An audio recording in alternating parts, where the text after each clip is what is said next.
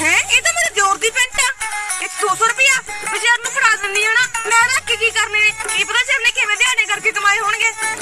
ਫੇਰ ਦਿਓਰਾ ਆ ਤੇਰੀ ਪੈਂਟ ਚੋਂ ਨਾ ਮੈਨੂੰ 200 ਰੁਪਇਆ ਲੱਭਿਆ ਹਾਏ ਦੇਖੀ ਭਾਬੀ ਤੂੰ ਕਿੰਨੀ ਇਮਾਨਦਾਰ ਹੈ ਆ 200 ਰੁਪਇਆ ਵੀ ਤੂੰ ਰੱਖ ਲੈ ਤੇ ਆ ਚੱਕ ਮੇਰੇ ਕੋਲ 200 ਰੁਪਇਆ ਹੋਰ ਹੈ ਇਹ ਵੀ ਤੂੰ ਰੱਖ ਲੈ ਇਹ ਤੇਰੀ ਇਮਾਨਦਾਰੀ ਕਰਕੇ ਦੇ ਰਿਹਾ ਮੈਂ ਤੈਨੂੰ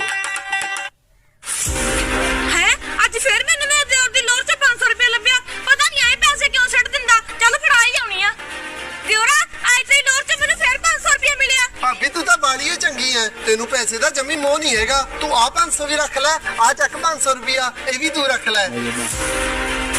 ਹਾਈ ਵੇਖੀ ਮੈਂ ਆਪਣੀ ਮੰਮੀ ਨੂੰ 5000 ਰੁਪਇਆ ਦੇਣਾ ਤੇ ਮੇਰੇ ਕੋਲ ਤਾਂ 2500 ਰੁਪਇਆ ਹੀ ਆ ਮੈਂ ਕਿਵੇਂ ਕਰਾਂ ਆਹੀ ਕਰਦੀ ਆ ਆਪਦੇ ਦਿਓਰ ਕੋਲ ਜਾਂਦੀ ਆ ਉਹਨੂੰ ਕਹਿ ਦੂੰਗੀ ਦਿਓਰਾ ਤੇਰੀ ਸ਼ਰਟ 'ਚ ਮੈਨੂੰ 2500